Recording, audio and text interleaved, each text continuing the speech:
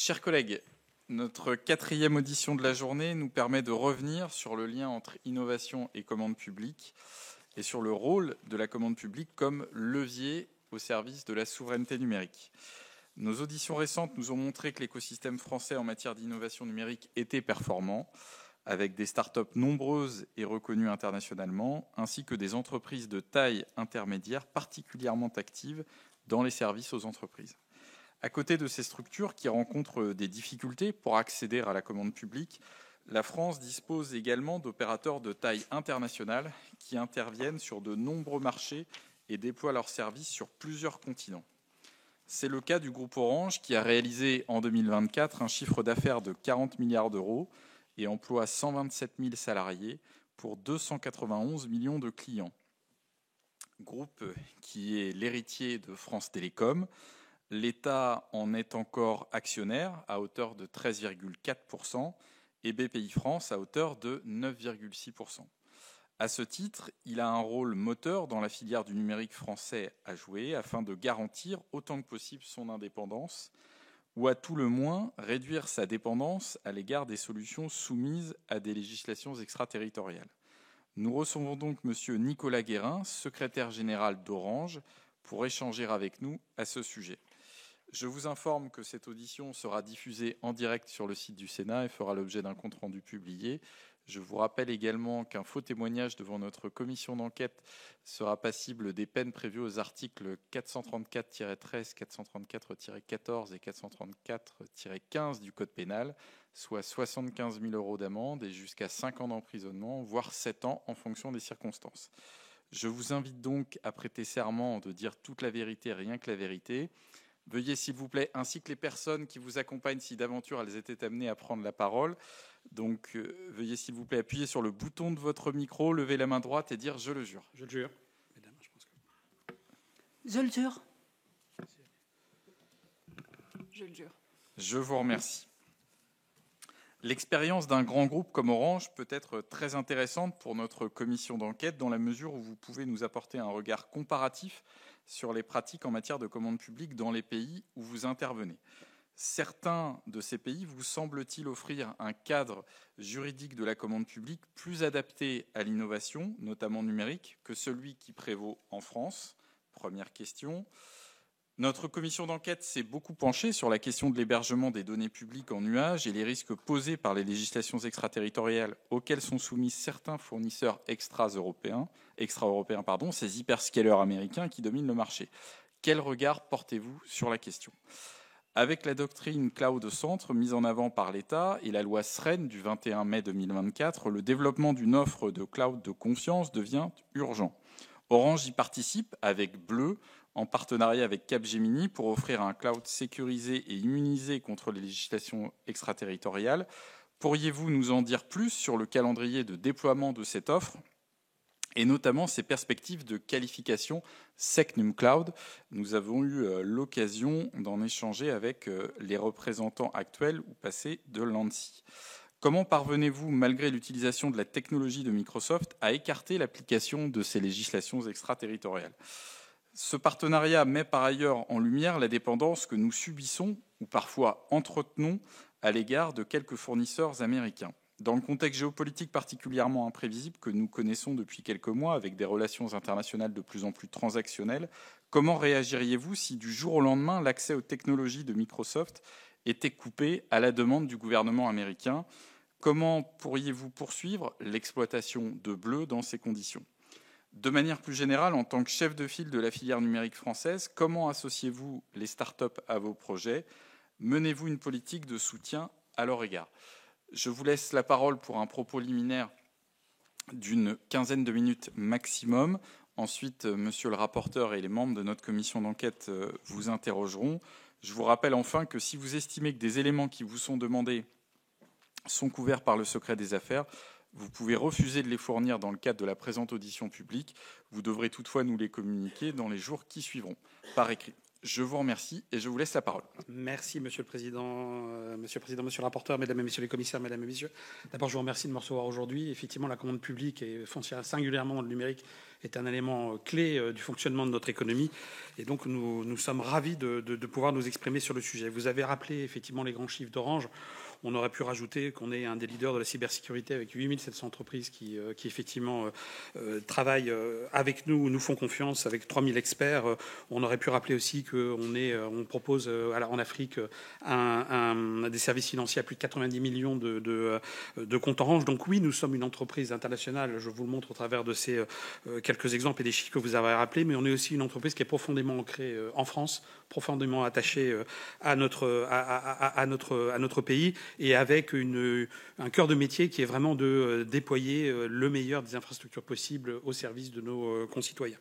On a ainsi 71 millions de foyers raccordables à la fibre optique dans le monde, dont 48,9 en Europe, fait par nous en Europe, et 23 millions en France, 4,1 millions en zone EMA.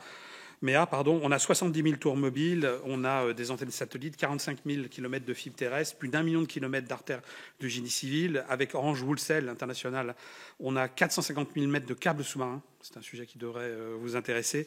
Et câbles que nous entretenons, que nous possédons et que nous entretenons avec une flotte de navires, de 7 navires câbliers.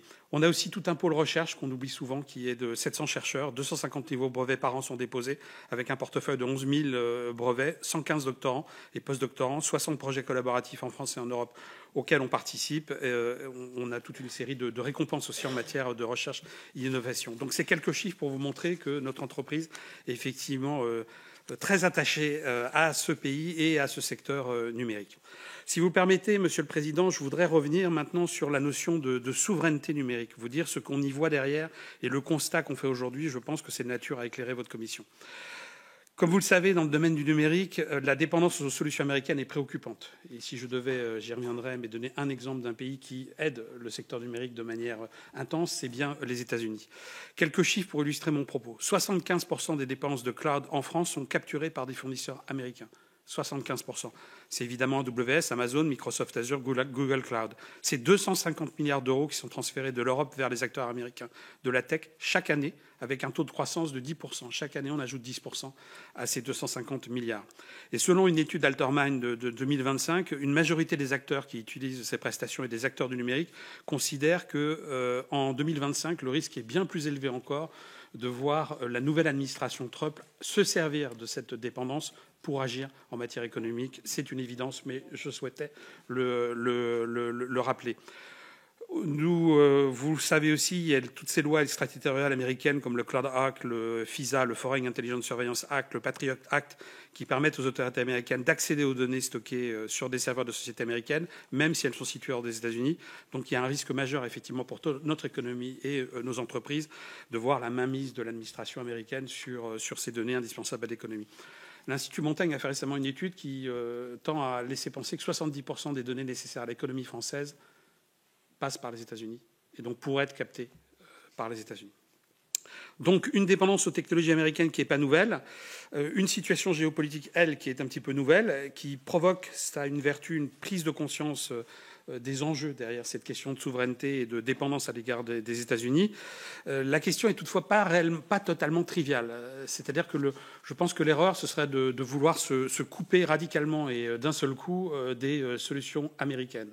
En fait, on a une telle situation de dépendance, il y a des domaines qui sont tellement hégémoniques côté américain qu'il est utopique de penser qu'on va rattraper un retard et qu'il est utile d'investir dans ces domaines. Ce qu'on prône, nous, c'est l'indispensable nécessité de maîtriser de bout en bout la chaîne, pas de la produire, mais de maîtriser de bout en bout la chaîne, ce qui peut vouloir dire inclure des éléments extra-européens dans la chaîne, mais en tout cas d'en avoir toujours la liberté de le faire ou de ne pas le faire, et la conscience de le faire ou de ne pas le faire. L'exemple, effectivement, que j'y reviendrai tout à l'heure, de cette maîtrise qu'on peut proposer, c'est bien Bleu. De manière, donc ça, c'est des solutions bleues, j'y reviendrai, c'est une solution de court, moyen terme. À long terme, il nous semble indispensable que l'Europe se dote, comme l'a fait les États-Unis, alors ils ont appelé ça le Buy American Act ou le BABA, Build American, Buy American. Nous, on appelle ça le bébé. C'est Build européenne, Buy européenne. C'est un petit clin d'œil, mais on y croit réellement. Je pense que c'est quelque chose qu'il faut effectivement mettre en avant. Cette souveraineté, elle ne peut pas se concevoir à la seule échelle de la France. Il faut de manière indispensable qu'elle soit perçue, que ce bébé soit mis au niveau européen et qu'il serve les intérêts de champions européens. C'est utopique de penser que la France à elle seule ou l'Allemagne à elle seule va pouvoir concurrencer ces géants. Quelques ordres de grandeur pour vous montrer à quel point on est convaincu de cette affirmation. Selon l'Institut Canalys, les dépenses en capital d'Amazon Web Services, donc AWS, la filiale d'Amazon dédiée au cloud, qui est le leader du marché avec 33% de part de marché mondial, devrait dépasser les 100 milliards de dollars pour cette année. 100 milliards de dollars investis par Amazon. En parallèle, le challenger Microsoft, qui a 20% de part de marché, prévoit d'investir 80 milliards de dollars. Et Google Cloud, le petit dernier, pour rattraper son retard, il n'a que 11% de part de marché mondial. Il a l'ambition de consacrer 75 milliards de dollars au développement de ses infrastructures. Donc vous voyez, ces trois acteurs, tous américains, vont investir plus de 250 milliards de dollars dans le cloud et l'intelligence artificielle en 2025. Donc je crois qu'il est très très important de rappeler d'emblée en introduction les éléments clés sur la question de la souveraineté numérique et ce qui est indispensable de prendre en compte dans tous les raisonnements qu'on tient. D'abord, il faut admettre qu'on a une dépendance technologique qui est préoccupante vis-à-vis d'acteurs non européens. Ensuite, je crois que la capacité qu'on a à proposer des offres numériques souveraines doit être effectivement privilégiée, même si certaines briques technologiques qui les composent ne sont pas européennes. Et puis j'en viens aux propos et à l'intérêt de cette commission majeur pour nous, c'est le rôle clé de la commande publique pour soutenir tout ça. Sans commande publique, on n'arrivera pas à maîtriser ces briques. Je peux vous donner un chiffre un peu générique qui est de dire que sur le chiffre d'affaires d'un groupe comme Orange, la commande publique, allez, c'est 5 à 6% du chiffre d'affaires global. C'est très peu. Quand vous regardez ce que peut représenter, on y reviendra, la commande publique à l'égard du satellite, par exemple, de Starlink, c'est très peu. Donc on a ce besoin, effectivement, de la commande publique en complément d'autres dispositions sur lesquelles on reviendra. La France a des avantages. Elle est dotée d'une certaine autonomie stratégique, notamment en matière d'infrastructures numériques. Ça, je le redis. Nous avons les infrastructures numériques qui nous permettent de contrôler notre avenir. On est propriétaire, nous, Orange, des câbles sous-marins, je l'ai dit tout à l'heure. On a la capacité de les entretenir nous-mêmes sans faire appel à des tiers. Le deuxième acteur en matière de maintenance et de pose de câbles, c'est ASN, c'est aussi une entreprise française. Donc on maîtrise les câbles, on est propriétaire de nos réseaux fixes, on est propriétaire de nos réseaux mobiles. Nous, on a une filiale qui s'appelle Totem, mais qui est intragroupe. Donc on maîtrise ces infrastructures. On a 3 grands data centers et 18 petits data centers en France, 3 grands, 2 à Val-de-Reuil, 1 à Chartres. Donc on a les capacités de stockage de données. Donc l'infrastructure, elle est là. C'est la première brique, il la fallait. Il y a eu une grande action des pouvoirs publics pour faciliter cette mise en place des infrastructures. Le New Deal mobile, vous connaissez, le plan très haut débit, on est en train de le finir, parfois avec difficulté, mais on est en train de le finir. Et donc les infrastructures sont là, ils peuvent répondre. Maintenant, une fois qu'on a les infrastructures, la question c'est comment on les exploite et ce qu'on en fait. Et là, je voudrais prendre l'exemple de la donnée, en fait. Pour nous, il y a une action majeure à avoir en matière de données, d'exploitation de la donnée. Et je peux vous dire qu'Orange est très très impliqué dans ce domaine-là. On essaye d'avancer sur ces sujets-là. Et là, je vais revenir sur 3 exemples. Le premier, c'est Bleu. C'est celui que vous avez cité. Le lien. Donc Bleu, c'est une co-entreprise entre 2 actionnaires français, Orange et Capgemini, donc 2 grandes entreprises numériques françaises qui ont toutes les 2 un rayonnement international. Et ce que fait la société Bleu, c'est fournir un cloud de confiance conçu pour répondre aux besoins de souveraineté de l'État français, des administrations publiques, des hôpitaux, des collectivités locales, des entreprises dotées d'infrastructures critiques et qui sont soumises, ces entreprises, à des exigences particulières en termes de confidentialité, de sécurité ou de résilience. Donc nous avons passé un partenariat, j'insiste sur ce mot, un partenariat avec Microsoft qui permet à Bleu de proposer à ses clients de continuer à utiliser des suites de collaboration et de productivité Microsoft 365, ainsi que l'ensemble des services de la plateforme cloud Microsoft Azure, mais de les utiliser dans un environnement indépendant et sécurisé. Sécurisé, j'insiste. Et pour ça, la conception de Bleu s'est appuyée sur des principes fondamentaux extrêmement importants. D'abord, une indépendance économique. Bleu est propriété d'Orange et de Capgemini. Microsoft n'est pas au capital de Bleu. Nous avons mis en place un système qui permet d'avoir une immunité à l'égard des législations extraterritoriales. Nous avons un contrôle exclusif des applications cloud, de la partie cloud, à partir d'une infrastructure qui est isolée, qui est installée dans des centres de données situés en France, qui est strictement séparée des centres de données internationaux de Microsoft. Nous avons une autonomie opérationnelle. Bleu est exploité en France par son propre personnel.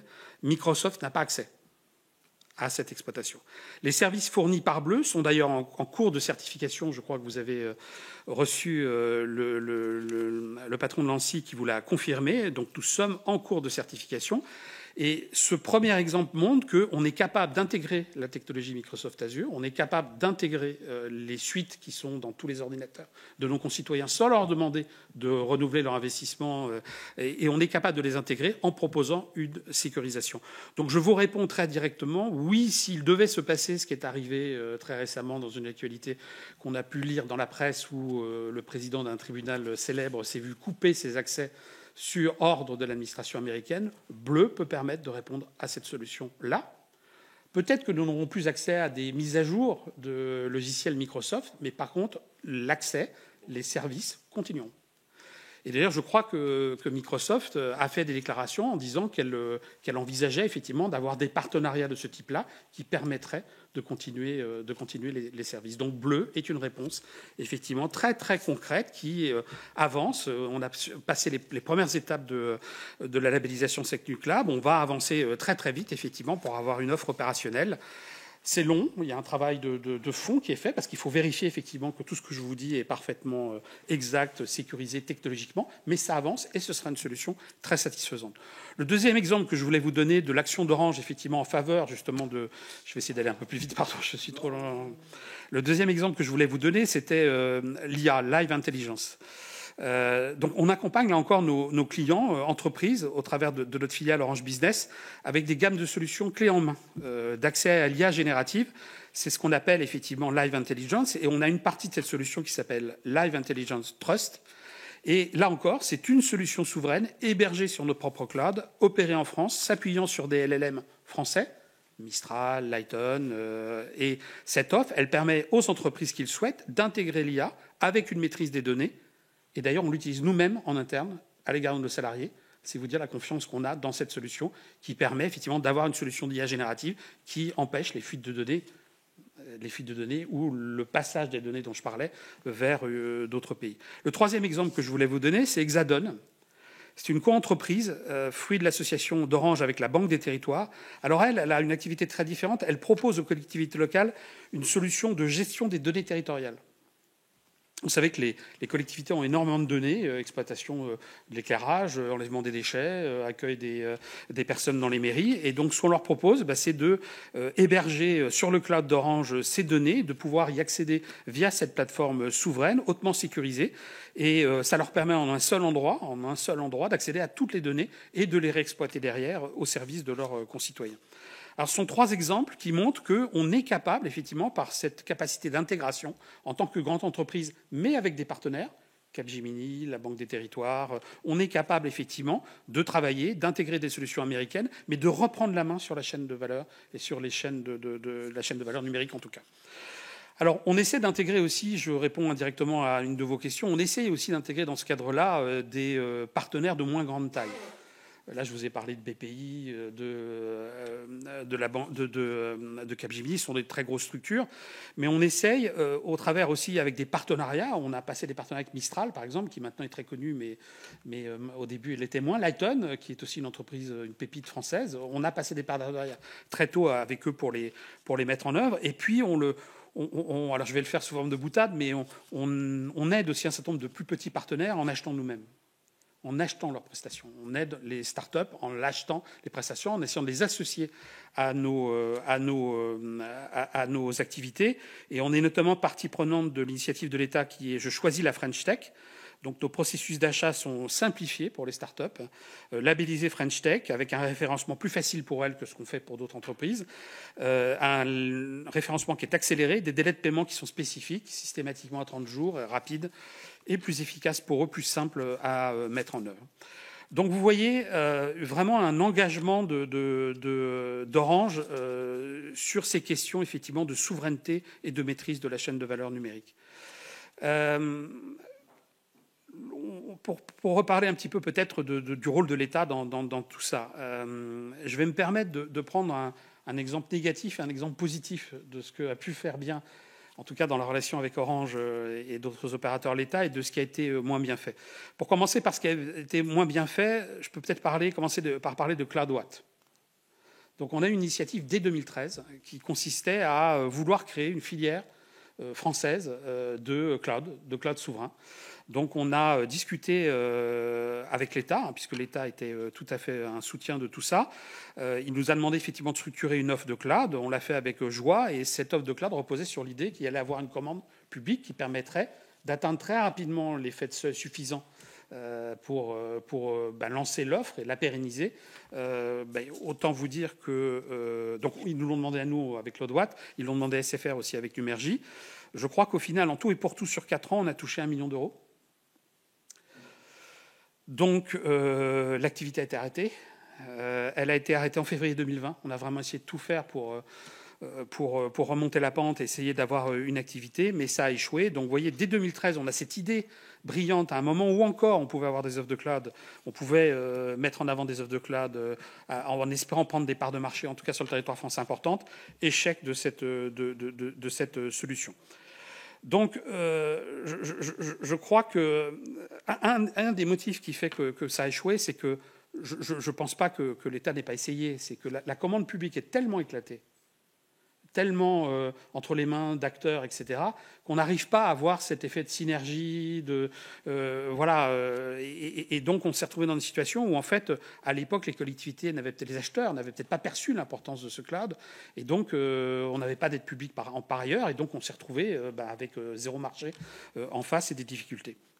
Donc je crois que là, il faut vraiment faire très très attention quand on veut faire de l'innovation, notamment dans le numérique, à s'attacher à assurer une rentabilité prévisible des opérations, et que cette rentabilité prévisible, cette volonté d'avancer vers des projets souverains, elle doit être accompagnée par l'État avec des garanties et des volontés d'acheter. Peut-être que je peux... Simplement sur ce point, je me permettrai une petite précision, parce que c'est normal, vous êtes prudent quand vous parlez de l'État, on le comprend aisément, mais on ne peut pas d'un côté déplorer, nous sommes nombreux à le faire, le caractère très centralisé de notre pays, et dire quand il y a un problème, en fait c'est la multiplicité des acteurs, et donc j'ai pas dit que c'était le sens de votre propos, mais dédouaner l'État. Ce qui est clair, c'est que c'est bien l'État, si je vous écoute, qui en 2013 vous a sollicité.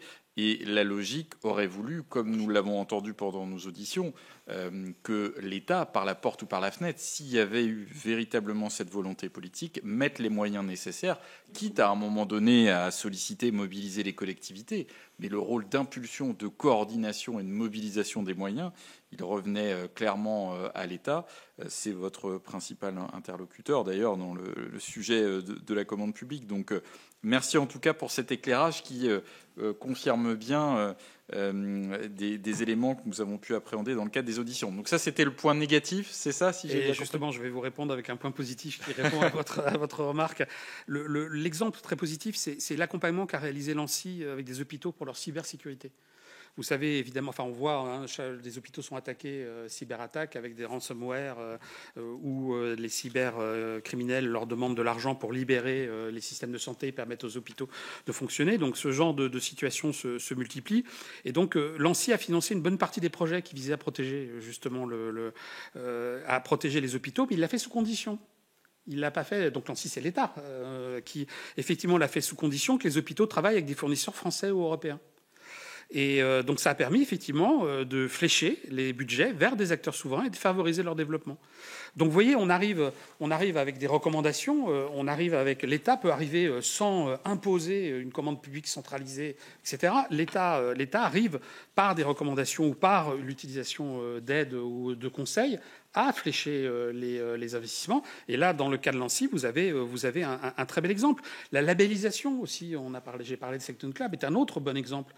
Si vous labellisez effectivement une solution comme Bleu, un acheteur public, il a le choix. Il prend une solution sécurisée, labellisée par une autorité indépendante, par une agence qui est indépendante des opérateurs, en tout cas, qui sécurise le dispositif, ou il a la possibilité d'acheter une autre solution en prenant un risque.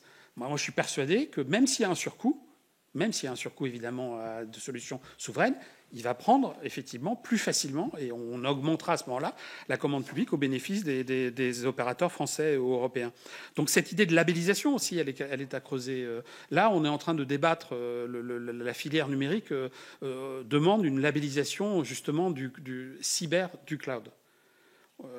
Une labellisation spécifique qui montrerait effectivement que les solutions cloud sont cyber sécurisées. On est tout à fait favorable à cette labellisation et on dit même mieux, elle devrait être européenne. C'est-à-dire cette LucLab, c'est français, il faudrait l'étendre à l'Europe et cette EUCS I+, labellisation cyber du cloud, elle devrait aussi être européenne parce qu'à ce moment-là, on aurait effectivement un marché européen avec des labels, avec une revendication d'avoir une qualité de sécurisation et de souveraineté des offres qui serait extrêmement importante. Donc on a des pistes de ce type-là. Je crois que si je devais conclure, pour ne pas prendre trop de temps, je pense que pour développer la filière numérique souveraine, il faut mettre en place des leviers. Ces leviers, on les voit très clairement. L'introduction de critères de souveraineté, très clairement. Mais pas trop rigide, pas trop comme on sait parfois faire en France, compliqué. Si j'avais une recommandation à faire, ce serait que ces critères de souveraineté ils soient partagés avec les acteurs des marchés. Il ne faut pas faire des usines à gaz, il faut faire quelque chose de très concret. Et on est à votre disposition en tant qu'acteur économique pour dire ce qui nous paraîtrait effectivement concret de nature à sécuriser, ce qui ne le serait pas parce que trop administratif ou parce que trop éloigné ou trop rigide dans le temps. Parce que l'évolution dans le temps aussi de la réalité. Vous voyez, je prenais l'exemple du bout en bout. Si vous dites le cloud, il ne faut pas utiliser Microsoft 365, il est déjà partout. Hein, donc nous, on préfère les solutions de type bleu qui, en surcouche, permettent de dire, oui, s'il y a Microsoft 365, voilà, exactement. Exactement. Oui, le temps de développer, effectivement, le temps qu'une filière logicielle se mette en place, pourquoi pas. Nous, ça nous va très bien. Nous, on est très pragmatique. On part d'une réalité de marché, on essaie de la sécuriser. C'est ce qu'on a fait avec Bleu. Donc, la première chose qu'on voudrait dire, c'est le premier levier, c'est l'introduction de critères de souveraineté. Le deuxième, c'est des schémas de certification exigeants, donc cette nuque-là, mais qui soient portés à l'échelle européenne, et pourquoi pas d'autres labels. Le rôle de l'État peut être de labelliser et d'aider les collectivités, pas forcément de se substituer à elles. Ça, vous allez créer un débat fort si vous suggérez ce genre de choses. Mais peut-être, en tout cas, que l'État joue son rôle de conseil. Voilà. Il y a aussi quand même une forme de mutualisation des achats. Je suis désolé, mais là, je rencontrais le directeur général des services d'un grand département que je ne citerai pas, ce n'est pas l'objet, mais qui très fièrement me disait on a monté notre solution d'IA nous-mêmes. Solution disponible sur le marché, on l'intègre dans nos services, etc. C'est très bien, mais d'abord, je ne suis pas sûr qu'elle soit sécurisée, je ne suis pas allé au-delà dans la discussion avec lui, mais si chacun fait ça, comment vous voulez construire une filière IA française forte si on n'est pas en train de mutualiser au moins au démarrage d'un marché pour que l'achat soit fléché, faisons-le vers les Français et les Européens pour que leur économie se développe face à des sociétés aux États-Unis qui, elles, bénéficient de subventions majeures. Donc on est vraiment... voilà. Je vais me permettre un dernier propos aussi, que je ne peux pas m'empêcher de le faire parce que c'est vraiment important, pour nous en tout cas. La commande publique est vraiment quelque chose d'essentiel, c'est vrai. On a eu récemment des auditions par certains de vos collègues sur les aides. Les aides peuvent servir, c'est vrai. Mais ce qu'on aimerait, nous, surtout, c'est que la fiscalité, excusez-moi, je dois le dire, la fiscalité soit faite, facilite effectivement l'action d'acteurs comme nous. Quand vous voyez qu'aujourd'hui, une entreprise comme Orange paye 1,2 milliard d'impôts et taxes, 258 millions de titres de l'impôt sur les sociétés, 329 millions de titres de l'IFER fixe ou de l'IFER mobile, qui sont des impôts de production. C'est-à-dire plus vous créez d'infrastructures, plus vous payez d'impôts. Qu'on paye 100 millions de titres de la taxe Copé. Vous savez, cette taxe qui visait à compenser la suppression de la publicité sur France TV. On ne dit plus France TV. Si, on dit France TV. Si, c'est Antenne 2 qu'on ne dit plus, mais pardon, on dit France TV. Vous avez 94 millions d'euros payés par an sur la TSTD, donc c'est le financement du cinéma français. 1,2 milliard d'impôts. Vous rajoutez 23,3 millions par an payés dans les fréquences 5G. 83 millions de redevances de fréquences pour les autres fréquences, et en parallèle, 458 millions de dividendes distribués à l'État pour 2024. 1,2 milliard. Fléchez une partie de ça pour l'innovation, le développement, même pas pour nous, mais fléchez-le pour le secteur du numérique. Aujourd'hui, ces montants-là, le numérique ne le revoit pas. Fléchez une partie de ces montants-là, 1 an, 2 ans, 3 ans, et vous aurez des champions européens, vous aurez des champions français. La fiscalité, c'est vraiment un triptyque. aide d'État, commande publique, fiscalité. Nous ne demandons pas d'aide. La commande publique est un plus, mais je vous l'ai dit en introduction, assez faible dans notre chiffre d'affaires. La fiscalité, énorme, elle pèse sur nous. Fléchez-la. Fléchez-la. Et là, vous aurez des politiques ambitieuses. Vous m'avez posé la question tout à l'heure, si je peux me permettre d'entrer plus dans le détail sur le pays qui serait le plus efficace en matière de soutien. Vous le connaissez, hein, ce pays, c'est les États-Unis. C'est les États-Unis. Selon Capita, incitation fiscale accordée par l'État fédéral aux administrations locales, 90 milliards de dollars. Je vous ai proposé de flécher 1,2 milliard. 90 milliards de dollars. Et ça exclut tous les programmes de recherche et d'investissement R&D, qui sont plusieurs milliers de milliards de dollars, et qui est le travail que fait la DARPA. Je pense qu'on vous en avait déjà parlé de cette fameuse DARPA. Donc, elle est créée en 1958. Elle a pour mission de maintenir l'avance technologique des États-Unis. C'est dit comme ça, hein, de maintenir l'avance technologique des États-Unis, en finançant des projets R&D à haut risque et fort potentiel d'impact. Donc, dans les domaines de la défense, oui, mais avec aussi des nombreux effets d'entraînement civil, Internet, le GPS, etc. Donc, la DARPA, elle finance l'innovation aux États-Unis via des appels à projets ouverts, des contrats flexibles, une gestion agile, une forte tolérance à l'échec, avec pour objectif de générer des ruptures technologiques majeures au bénéfice de la défense et indirectement de l'économie américaine. Budget de la DARPA, 4 369 milliards d'euros pour 2025. 4 369 milliards d'euros pour 2025. Alors, je vous à peine le comparer au PIB de la France, hein, 2 921 milliards d'euros en 24. Donc évidemment qu'on ne peut pas atteindre ces niveaux-là, c'est pas ce qu'on revendique. Mais une agence de ce type-là qui aurait réellement des moyens d'investir dans l'innovation, de soutenir un écosystème français et européen, et d'intervenir dans les secteurs où il y a encore de la matière à faire, hein, où il y a encore des choses à faire. Je vous ai parlé de données, les data centers, c'est quelque chose. Si chaque société, chaque collectivité crée son data center, il n'y a pas de synergie, on ne sera pas forcément très efficace. Si on a une politique ambitieuse de doter la France de capacités de stockage qui permettrait de rapatrier les 70% de données nécessaires à l'économie, qu'elles soient d'abord en France avant de peut-être partir ailleurs, mais en tout cas d'abord en France, si on avait un plan ambitieux de ce type-là, ce ne serait pas des milliards d'euros. L'Institut Montaigne a insisté aussi sur les supercalculateurs. Alors là, je m'éloigne totalement de notre domaine, ce n'est pas l'activité d'Orange, mais quand même. Une fois que vous avez stocké la donnée, l'exploiter. On a des grandes entreprises françaises qui, dans l'histoire, ont fait des supercalculateurs, ont investi dans le quantique, aidons-les aussi. Dotons-nous d'une capacité de supercalculateur. On a la formation de nos ingénieurs, on a un talent extraordinaire en France avec tous nos ingénieurs, nos écoles. Je rencontrais à tous les niveaux. On ne parle pas seulement de Polytechnique ou des grandes universités. J'ai rencontré les dirigeants de l'IUT de Rouen qui font de la cybersécurité, qui forment des techniciens. Je le fais pour vous, madame. Non, je plaisante. Je sais pas vrai.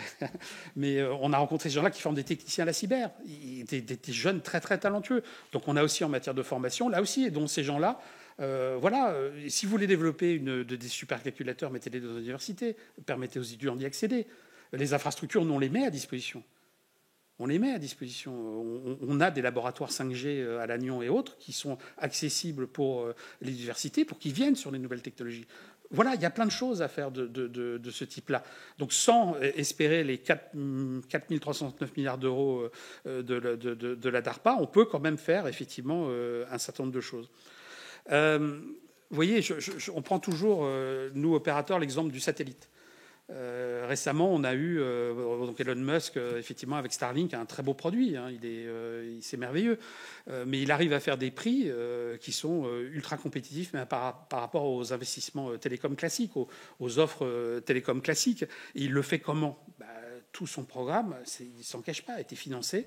NASA, État américain, etc. Quand vous avez, et là je prends ma casquette président de filière, un Eutelsat qui lance un programme, on a contribué, nous, au programme d'Eutelsat de lancement précédent, nous, opérateurs, on a préacheté la capacité, on a permis des lancements, mais c'est incomparable par rapport aux avantages qu'a pu bénéficier un Starlink. Et permettez-moi une petite boutade qui va me libérer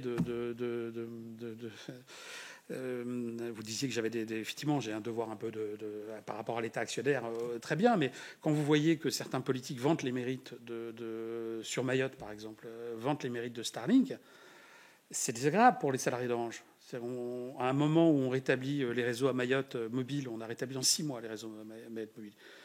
On va mettre la 5G à Mayotte. Ce sera sans doute un département les plus 5G, les plus étendus en matière de couverture 5G. Bon, on était très fiers de ce qu'on a fait. Donc je pense qu'il y a un dialogue qu'il faut réintroduire. Il n'y avait pas de malignité de la part de l'État. Je reprends ma casquette. Mais il y avait, voilà, ça a beaucoup choqué chez nous. Ça a beaucoup choqué nos salariés. Et donc je pense qu'il faut effectivement qu'on travaille encore une fois ensemble entre l'État, les collectivités, effectivement, pour mettre en place ces solutions concrètes, ces propositions concrètes et qui soient compatibles avec la réalité des marchés et la réalité des offres aujourd'hui. Je suis très bavard, excusez-moi, Monsieur le Président. Merci beaucoup, Monsieur le Secrétaire général. Monsieur le rapporteur. Je vais poser mes questions, mais beaucoup de choses ont été répondues. Si jamais il y a des compléments à donner, oui. Comment vos choix technologiques prennent-ils en compte les enjeux d'indépendance stratégique face aux plateformes étrangères? Vous y avez répondu. Mais s'il y a des compléments à faire. Je crois que ce serait utopique d'imposer au client. Donc je crois que le choix du client, il est extraordinairement important. Je peux rajouter ça par rapport à tout à l'heure. Et évidemment que c'est le client qui achète, c'est l'acheteur, collectivité locale, doit avoir cette liberté de choix. Mais nous, notre ambition, c'est vraiment lui donner des éléments concrets de choix. C'est d'attirer son attention. C'est-à-dire, effectivement, la résilience, la redondance des réseaux, c'est un sujet pour lui. Pour son intérêt à lui. La sécurité, c'est un sujet. La conformité réglementaire, c'est un sujet. La localisation des données, c'est un sujet. L'immunité aux lois extraterritoriales, c'est un vrai sujet. Et donc, notre rôle, c'est aussi, il faut qu'on le renforce, c'est effectivement à l'égard de ces acheteurs, d'éclairer leur choix pour leur permettre effectivement. Et l'État peut jouer ce rôle-là aussi, effectivement. Voilà. Il faut aussi faire un peu de pédagogie. Je crois que c'est le président de l'autorité de la concurrence qui a dit devant vous qu'effectivement, il fallait admettre aussi qu'il y avait un surcoût sur cette souveraineté. Oui, c'est vrai. Mais encore une fois, si vous avez deux acheteurs, le surcoût, il est plein pot dedans. À partir du moment où vous généralisez une offre et qu'elle passe des effets de seuil, le surcoût, dans le temps, il disparaît. Et il disparaît au bénéfice de tous. Et plus on attend, plus c'est cher. Et plus on attend, plus c'est cher. Et c'est utopique de penser que, regardez, enfin, les grandes autorités, les grandes sociétés américaines sont là pour faire de la rentabilité aussi. Donc, quand vous recréez des monopoles, à un moment, le prix augmente aussi. Je n'accuse pas mes petits camarades de vouloir faire ça, mais c'est presque naturel. C'est presque naturel. On a eu le témoignage à plusieurs reprises, des hausses de prix de 30%, 2 années de suite. Forcément, vous avez affaire à des clients captifs. C'est d'autant plus facile. Donc voilà comment je pourrais compléter cette réponse à votre première question. Je vais être un peu plus ambitieux, mais comment se fait-il que l'État, étant actionnaire d'Orange, ne met pas plus de moyens dans sa commande publique pour aider Orange à passer des caps, puisqu'on est sur une société quand même qui remonte 40 milliards de chiffre d'affaires, qui peut entraîner derrière elle des start-up. Je ne vois pas tout ce mécanisme qui s'est greffé autour d'un leader quand même, disons, européen. Donc, comment vous pouvez expliquer un peu cette non-assistance de l'État dans la commande publique pour Orange? On vous a demandé de déployer la 5G à vos forts défendants au prix de vos capacités financières. Vous a demandé de suppléer quelquefois SFR sur des développements qui n'ont pas pu être faits par eux. Vous avez repris le manche. Et à côté de ça, on se rend compte que sur des enjeux stratégiques de souveraineté, on n'a pas un accompagnement de l'État plus fort que ça. Donc ça m'interpelle. Et est-ce que, sans vous mettre en porte-à-faux. Non, mais je crois réellement ce que je vais vous dire. Je crois que l'État a fait énormément pour les infrastructures. Il a fait énormément. Et voilà. Prenez la postée, où est-ce qu'on était étouffé par les GAFAM, mais on a dit il n'y a que ceux-là, puis notre gars, notre Orange ne fait que faire les tuyaux, et puis on laissera faire les autres dedans, on mettre l'intelligence, tout ce qu'il faut, et nous on est capable juste de développer les tuyaux, et puis de faire passer au coût que ça a eu, et puis les gens ils se servent de nos tuyaux pour faire de la plus-value de l'intelligence artificielle. Donc on vous a mis au second rang des acteurs, je dirais, européens, en disant, voilà, vous faites les trous, vous faites des tranchées, et puis vous tirez les lignes de la fibre. Et en face, on vous a jamais donné, on n'a jamais pris Orange comme un acteur qui était essentiel en termes de développement, d'intelligence, de satellite, parce que ça peut entraîner beaucoup de choses. Je pense que vous avez tout le travail que vous allez faire va justement répondre le pourquoi. C'est un peu tout ce qu'on recommande. Vous n'ignorez pas qu'il y a la directive 2014, les critères de souveraineté. Il faut une situation géopolitique particulière pour qu'on commence à dire, oui, c'est pas une si mauvaise idée d'introduire des critères de souveraineté français et européens dans les appels-là. Il y a 10 ans, quand on vous disait ça, je peux vous donner un autre exemple. Vous êtes parti en 2013, déjà sur le plan en 2013. Oui. Oui, le 2013, c'est un échec. Mais voyez, ce que fait Lancy maintenant est un succès. Vous savez, ça fait 20 ans qu'on dit qu'il faut créer des champions européens des télécoms. Ça fait 20 ans qu'on dit ça. Il y a 20 ans, quand on disait ça, en disant c'est le monopole qui veut recréer un monopole. On nous disait ça, et on n'autorisait pas les concentrations d'acteurs. Voilà. Regardez le rapport L'État, le rapport Draghi, le livre blanc de Thierry Breton, les discours de la Commission européenne disent maintenant il faut créer des champions européens. Mais c'était inenvisageable. Le droit, le carcan réglementaire empêchait de faire ça. Donc, et ça, c'est... Pardon, mais on espère que le législateur va lever, que vous allez lever un certain nombre d'obstacles à ce carcan réglementaire. Il y a zéro carcan, que des aides d'un côté, et il y a toute une série de règles applicables uniquement aux acteurs européens qui agissent en Europe, qui empêchent en fait le développement de ce système-là. Donc nous, on a beaucoup d'espoir envers ce travail que vous faites, effectivement, qui est de nous aider à faire. Et je pense que, je m'avance beaucoup, mais nous, l'État actionnaire, est supportif quand on décide bleu, l'État actionnaire est là. Et il soutient bleu. Quand on fait Hexadone avec la BPI, c'est la CDC, la Banque des Territoires, ils sont là pour nous soutenir. Je pense qu'on peut regarder dans le passé et dire on a loupé le coche. Oui, je pense qu'on a loupé le coche à un moment. Ou alors se dire maintenant, il y a encore des choses à faire, mais il faut les faire de manière très pragmatique, concrète, avec une association très étroite entre le monde économique et le monde étatique. Et je pense qu'on peut trouver des solutions, mais sans remettre en question les fondamentaux. Je ne veux pas faire de politique, mais si on va dire aux collectivités centrales d'achat à Paris qui achètent pour vous tout et on vous l'impose, ça ne marchera pas. Ça ne marchera pas. Il faut trouver un équilibre. Et on est venu avec des propositions. L'équilibre, c'est effectivement ces labels, la communication de l'État, le rôle de conseil de l'État. Je ne parle pas de faire des amis, je parle de vraiment conseiller avec des agences qui mettent des moyens à disposition. Pourquoi pas créer une DARPA française, mais dotée effectivement d'un peu de moyens. Prélever sur la fiscalité, n'augmentez pas la fiscalité, mais prélever sur la fiscalité des opérateurs une partie, et tout ça se passera bien. Et les initiatives qui ont été faites, de type French Tech, dont j'ai parlé tout à l'heure, ça fait partie de ce mouvement-là. C'est un changement de paradigme. Madame Morin-Desailly. Pardon. Oui, merci beaucoup, Monsieur le Secrétaire général. Je bois du petit lait en vous écoutant, parce que j'ai l'impression de réentendre un de vos prédécesseurs, Pierre Louette, maintes fois auditionné par le Sénat sur ces mêmes sujets. Et c'est pas là au Sénat qu'il n'y a pas eu cette envie d'en finir avec les règles de concurrence absurdes empêchant l'émergence de champions européens, un sujet dont on parlait déjà en 2013, l'année de Claude Watt que vous avez évoqué avec l'échec. Moi, je tiens à le dire avec humilité, mais au Sénat, on a d'emblée dit qu'il fallait une stratégie pour une souveraineté numérique. Le mot est un gros mot, d'ailleurs, à l'époque.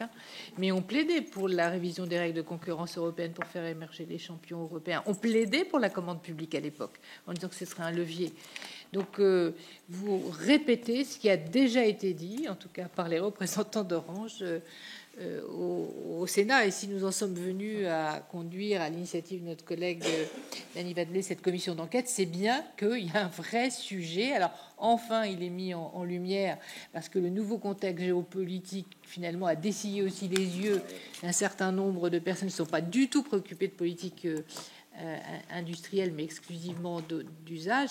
Et ce que vous dites est très vrai. On dispose des infrastructures, d'où, tu as raison, Dany, la question de la bande passante. Qui doit bénéficier de cette bande passante qui n'est pas épuisable. Voilà, inépuisable, pardonnez-moi. Donc, merci de répéter avec force de conviction. Vous semblez confirmer, je veux vous entendre le redire, qu'en réalité, l'absence de stratégie au plus haut niveau de l'État, finalement ce que les Américains ont appelé un Chief Technical Officer, qui a permis la DARPA, etc., aux États-Unis. Vous le dites très clairement qu'en réalité, l'absence de Chief Technical Officer au plus haut niveau, et c'est confirmé par les auditions qu'on vient d'avoir, n'a pas permis de faire émerger un collectif et une stratégie non pas centralisatrice, mais une stratégie qui associe l'ensemble des parties prenantes pour créer le marché pertinent, pour pouvoir passer la commande et du coup permettre l'émergence des champions qui naissent avec aussi le levier de la commande publique. Vous le confirmez en réalité? Alors, s'il vous plaît, vous avez terminé, Madame Morin-Desailly? Non, alors on va la laisser terminer, ensuite Monsieur Ruel. C'est très important parce que ça conduit à formuler des préconisations sur la stratégie qu'il convient d'avoir pour l'émergence de la fameuse filière. Deuxième sujet, sur l'introduction des critères de souveraineté pour la commande publique. Vous semblez être un peu contradictoire. Pardonnez-moi, je voudrais que vous précisiez votre propos. À la fois, vous dites qu'il ne faut pas des trucs trop rigides, notamment dans le temps, etc. Et en même temps, vous nous dites que c'est très bien d'avoir des schémas de certification type TechnoCloud. Or, que disent les petites et moyennes entreprises souvent? Bien qu'offrant des solutions et des services tout à fait pertinents, c'est très lourd pour elles, ne serait-ce que financièrement, de pouvoir cocher toutes les cases de la certification, en tout cas de la démarche de cette certification, le travail nécessaire à cette certification. Et là, ils demanderaient peut-être un peu de souplesse, tout en affichant les objectifs d'immunité, par exemple, aux lois extraterritoriales et des choses extrêmement importantes. Qu'en dites-vous?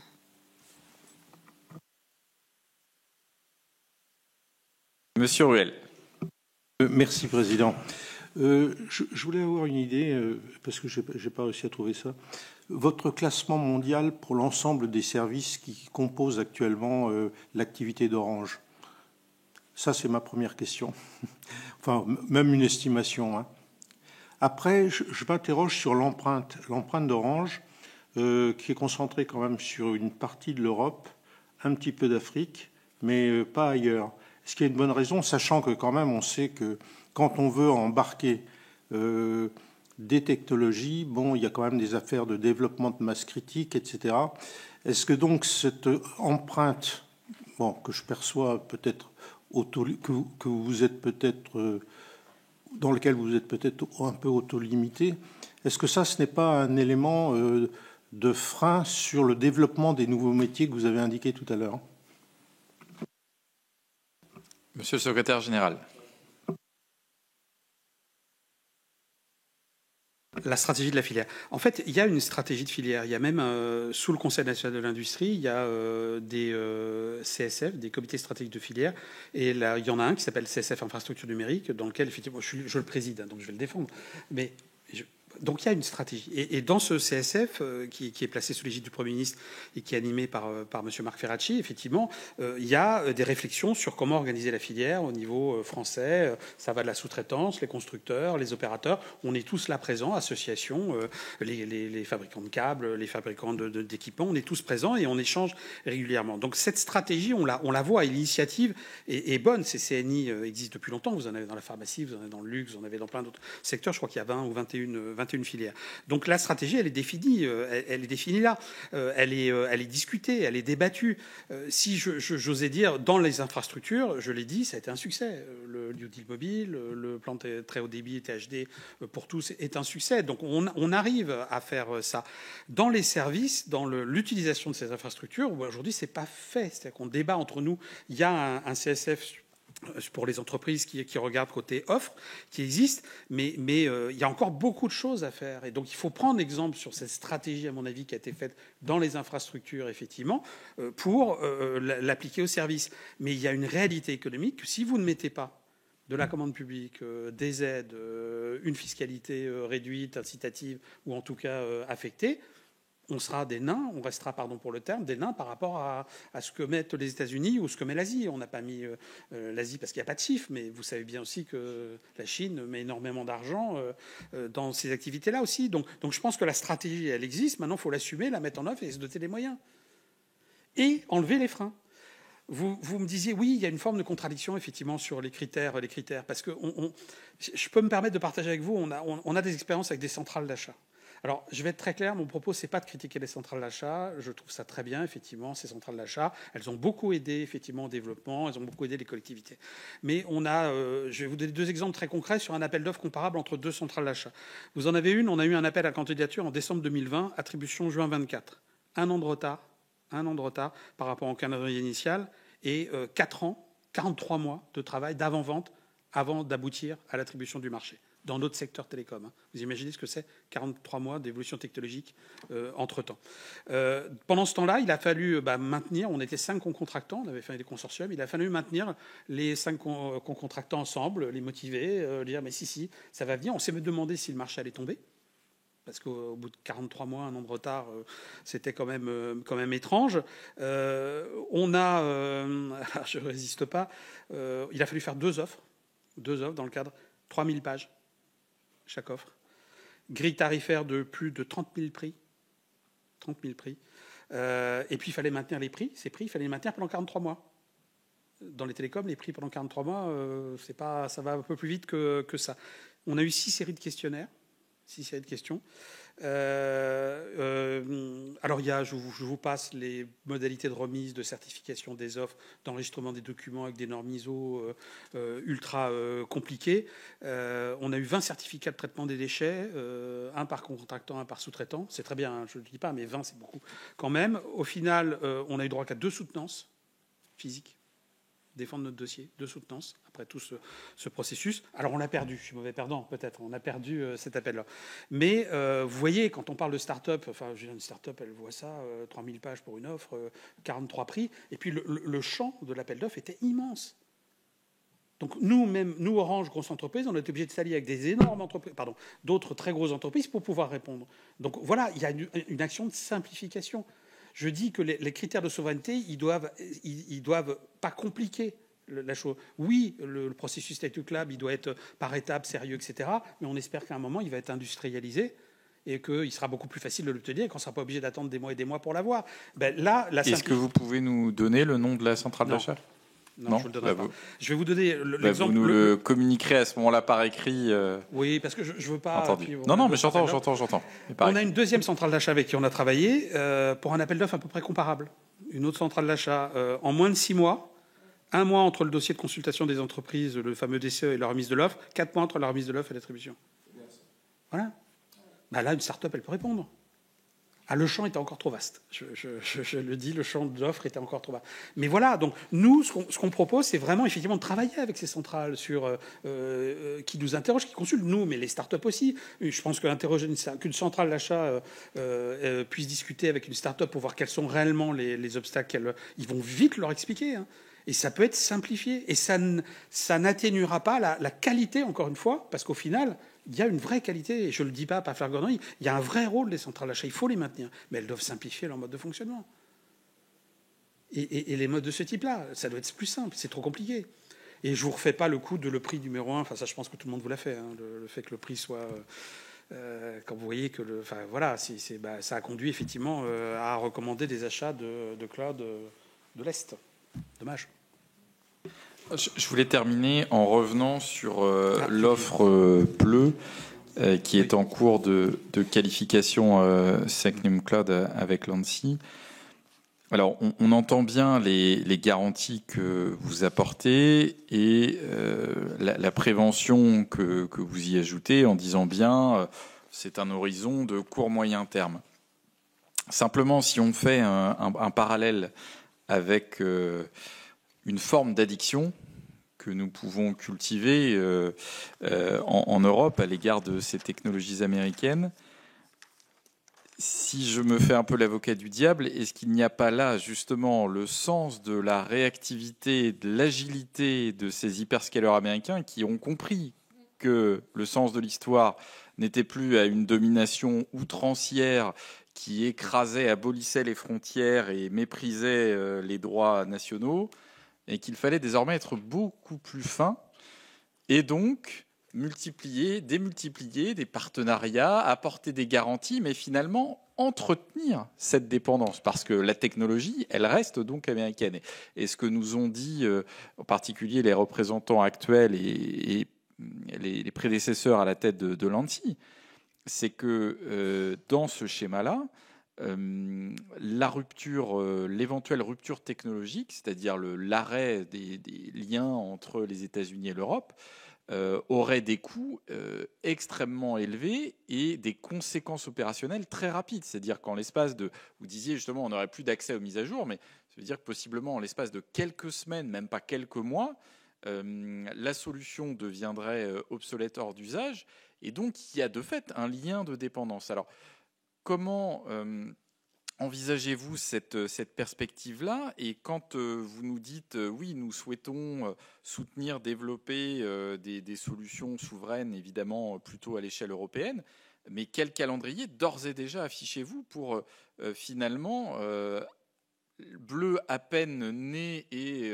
qualifié Secnum Cloud, penser à la solution de substitution qui sera souveraine sur le plan technologique à l'échelle européenne, parce que là on y voit des enjeux majeurs. Ça répond certes à court terme sur l'immunité aux législations extraterritoriales, c'est un point positif, mais en revanche sur et la brique technologique et notre capacité à de fait être pleinement souverain, même si on a bien entendu vos réserves et vos prudences, est-ce que ce n'est pas là un moyen finalement de retarder encore et toujours cet objectif que nous poursuivons, au moins dans les discours à l'échelle nationale et européenne depuis des années? J'ai oublié de répondre à la question précédente. Je peux commencer par répondre. Voilà. En fait, on doit être 10-12e, c'est ça à peu près au niveau mondial. On a les 291 millions de clients, donc on a déjà quand même un effet d'échelle. Hein. Vous avez donné, Monsieur le Président, un certain nombre de chiffres que j'ai complétés. 8700 entreprises qui nous font confiance sur la cyber. Donc on a ces activités. On est présent dans 7 pays européens, et 17 pays africains et un Moyen-Orient. Donc on a une empreinte historique qui est effectivement plutôt l'Afrique. On a constaté dans notre histoire que se disperser n'était pas toujours une très très bonne idée, et que l'activité d'opérateur de télécommunications sous l'angle infrastructure, c'est comme une activité qui est ancrée nationalement. Donc vous déployez les réseaux mobiles dans le pays, vous déployez selon la réglementation, les réseaux fixes dans le pays, etc. Donc il faut avoir une attache avec le pays. Si vous entrez dans un pays, il faut le faire sérieusement, avec les infras, en tout cas c'est notre modèle, avec d'ailleurs l'emploi de personnes en local aussi, et vous achetez des fréquences à l'État national. Donc c'est vraiment une activité de multinationale. Et donc nous on a des effets d'échelle liés effectivement à cette masse de salariés, de clients, ce genre de choses, mais on reste une multinationale très attachée à ces implantations régionales. Il se trouve que les territoires de croissance sont quand même de moins en moins nombreux dans les télécoms. L'Europe est assez saturée. Il y a plus, on se pique les uns les autres les clients. Il y a une guerre des prix dans beaucoup de pays européens, mais le marché globalement, il est stagnant en termes de nouveau nombre de clients, d'abonnés, etc. Donc nous, on a aussi un petit problème économique que vous avez souligné, qui paye l'usage des réseaux. Parce qu'on nous demande toujours plus de déployer les réseaux. Les réseaux, le premier usager, ça devient les plateformes de services, mais ils ne payent pas pour ça. Donc on a un petit problème économique. Et donc un pays, une zone où il y a par contre une croissance très importante liée à la population, à la croissance de la population, et puis une appétence très forte pour les services numériques, c'est l'Afrique. Voilà, quand vous voyez les produits que j'ai cités d'Orange Money, de paiement en Afrique, ont été un succès extraordinaire. On a apporté des solutions de paiement. On a une application en Afrique qui s'appelle Maxit, qui, quand vous êtes dans un pays, vous payez votre facture d'électricité avec Orange Money, vous gérez votre abonnement téléphonique, vous avez toute une série de services dans un seul portail qui est mis à disposition de nos clients. Donc on a vraiment un territoire de croissance qui est l'Afrique sur les marchés grand public, etc. Et puis derrière, nous on veut avoir la cyber en France et en Europe, et est un territoire de croissance qu'il faut développer. On aimerait que nos camarades plateformes payent pour l'usage des réseaux, qu'on puisse monétiser les investissements qui ont été faits. Mais aller se disperser dans des pays, vous voyez, oui, Deutsche Telekom par exemple est aux États-Unis, il a 100 millions de chiffre d'affaires environ, 60 milliards. Il a 100 milliards de chiffre d'affaires, 60 milliards aux États-Unis, 40 milliards en Europe. Il est plus américain qu'européen. Nous, on reste européens, français, africains quand on est en Afrique, donc on ne se disperse pas. On a été dans différents pays, on en est revenu, parce qu'on constatait qu'on a été au Vietnam, on a été dans des pays comme ça, mais on n'avait pas des notions de zone, de cluster. Notre stratégie, c'est on a 3 clusters en Afrique, Afrique du Nord, Côte d'Ivoire, Sénégal, et on part de ces clusters-là pour inonder, le mot n'est pas très beau, mais pour proposer nos services, rayonner dans les pays périphériques. Et c'est comme ça qu'on se déploie, mais dans des économies qui sont quand même tendues. Hein, donc voilà. Peut-être. Une question, vous avez Alors, parlé monsieur le rapporteur et madame Morin-Desailly, très rapidement, et on vous demandera, monsieur le secrétaire général, en moins de 5 minutes de pouvoir apporter des réponses, s'il vous plaît. Qu'est-ce qui vous empêche de taxer l'utilisation de vos réseaux? Parce qu'ils passent chez vous. Est-ce que les Allemands font la même chose? Comment ça se fait qu'on donne le tuyau et sans faire un droit de passage? L'organisation des réseaux dans le monde fait que vous pouvez livrer votre trafic où vous le voulez. L'interconnexion internationale, elle repose sur ce qu'on appelle le peer-to-peer, c'est-à-dire que vous envoyez du trafic, on vous envoie du trafic dans l'autre sens, et si ça se compense, il n'y a pas de rémunération. Mais un acteur peut décider de livrer son trafic à un autre endroit, dans un autre pays, ce qui d'ailleurs au passage peut dégrader la qualité de service à l'arrivée. Mais par exemple, une des plateformes en question pourrait livrer son trafic en Allemagne, Deutsche Telekom nous le livrerait, il reviendrait, et on aurait l'impression de voir du trafic de Deutsche Telekom. Neutralité du net, on n'a pas le droit de regarder les contenus. Donc il nous faut, on a essayé depuis des années de négocier avec, mais la puissance de ces acteurs est telle qu'on n'a jamais réussi à significativement faire payer ces grands acteurs pour l'usage qu'ils font du réseau. Et donc c'est pour ça qu'on demande effectivement à l'Europe de mettre en place pas une taxe sur les GAFAM, mais de mettre en place une législation qui leur impose de discuter. Et si ils refusent, à ce moment-là, on peut aller voir un régulateur européen ou national qui va arbitrer en disant est-ce que vous utilisez, quel coût ça a, voilà le tarif. C'est ça qu'on demande. Mais tant que vous n'avez pas ça, chaque acteur est isolé. Deutsche Telekom discute avec eux, nous on discute avec eux. Alors si on se mettait d'accord pour discuter tous ensemble, alors là je pense que vous auriez surtout une réaction des autorités de concurrence. Vous auriez surtout une réaction des autorités de concurrence. Vous n'avez pas le droit de vous mettre d'accord au détriment d'un acteur. Pardon, mais j'ai pas Madame Morin-Desailly. Pardon, j'ai pas répondu. Des règles de concurrence qui sont profondément à revoir de toute façon. Juste, j'étais intéressée par votre commentaire sur la taxe dite Copé, parce qu'à l'époque, j'ai fait partie de la commission Copé en 2009, donc ça remonte un petit peu. Personnellement, je n'étais pas favorable à cette taxe, j'étais plutôt favorable à un autre mode de financement de l'audiovisuel public, même si on y supprimait la publicité. Mais j'attire votre attention sur le fait que cette taxe n'est plus affectée à l'audiovisuel public. Elle rentre dans le puits sans fond de Bercy. Donc peut-être y a-t-il quelque chose à faire, en tout cas à demander, pour qu'elle soit réaffectée à la recherche au moment où nous avons ces enjeux stratégiques à relever, ces défis stratégiques à relever. Mais voilà, je voulais juste vous le signaler, parce qu'année après année, je me suis interrogée pourquoi elle n'est plus affectée, si on l'avait choisi, si le Parlement l'a votée. Pourquoi elle n'est plus affectée à l'audiovisuel public? À quoi sert-elle? Oui, je vous avoue, je le savais qu'elle n'était plus affectée, effectivement, mais c'est assez... D'autres pays l'avaient mis en place, d'ailleurs, dans la suite. À l'époque, on était distributeur de contenu aussi, hein, on distribuait des chaînes de télé, etc. Il y avait une logique, je ne remets pas ça en question, mais effectivement, maintenant, on ne l'est plus. Voilà, elle devrait être au moins réaffectée au secteur des télécoms. Je n'ai pas répondu à votre question sur le fait qu'effectivement, un bleu peut permettre à Microsoft de s'installer durablement. Oui, peut-être, et c'est pour ça que par exemple dans Live Intelligence, qui est l'autre produit qu'on propose, qu'on met à disposition pour faire de l'IA générative dans les entreprises, on laisse le choix à l'entreprise. C'est-à-dire on propose plusieurs LLM, plusieurs IA génératives. Vous pouvez utiliser Mistral, vous pouvez utiliser différentes IA de ce type-là. Et voilà, il y a ChatGPT dedans, oui aussi, ça c'est clair, il y a ChatGPT dedans, mais nous, on n'imposera jamais le choix. C'est pas à nous d'imposer le choix.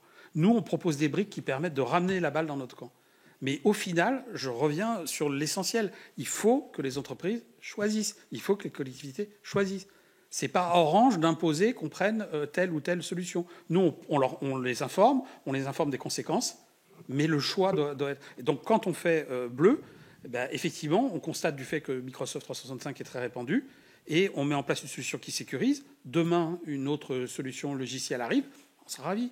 Oui, mais justement, quelle contribution vous pouvez apporter? Parce que vous sembliez partager notre ambition de pouvoir, peu importe, développer un bouquet, on va l'appeler comme ça, de solutions souveraines, y compris sur des suites applicatives, avec les moyens qui sont les vôtres. Quelles mesures mettez-vous en œuvre pour justement que ces solutions puissent émerger? Parce que, évidemment, nous, on va le voir aussi du côté de l'État, de la responsabilité de la commande publique.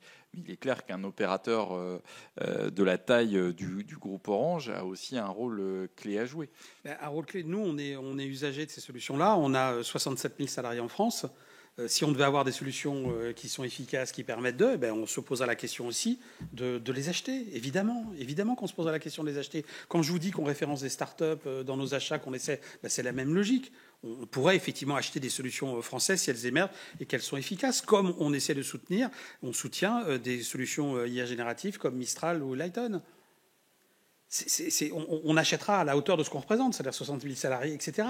Et on est prêt à passer aussi des accords de distribution si ça devait avoir une logique pour inciter effectivement nos clients. Mais on ne pourra pas imposer nos clients de choisir une solution. Ah non, mais ce n'est pas le sens de nos propos. Mais si demain, dans la foulée de l'adoption de notre rapport, il y avait cette prise de conscience qu'on appelle de nos voeux au plus haut niveau, aussi bien en France qu'au sein de l'Union européenne, la nécessité de développer ces offres souveraines alternatives et d'y mettre les moyens nécessaires, est-ce que Orange pourrait être partie prenante de cette dynamique-là ? Oui, nous le serions si c'est pragmatique. C'est-à-dire, ça ne doit pas aboutir à la paralysie de l'économie. Il faut que ce se fasse en avançant. Donc si effectivement ce sont des critères et une politique pragmatique, concrète, qui tiennent compte de la réalité des entreprises, l'exemple que vous donnez est le bon. C'est est-ce qu'on peut se passer de certains produits Microsoft du jour au lendemain ? Non. Voilà. Mais donc s'il s'agit d'avancer effectivement et d'aider à ça, oui, on soutiendra. Merci, monsieur le secrétaire général. Merci pour ces éclairages. Si vous souhaitez, dans les jours qui viennent, il faut que ce soit avant la fin de la semaine prochaine, nous apporter des compléments, nous les accueillerons avec plaisir. Nous avons pu vous demander des précisions que vous pourrez nous fournir par écrit. Donc, nous comptons sur vous, idéalement, début de semaine prochaine. Merci en tout cas à vous. Merci à vous pour votre accueil.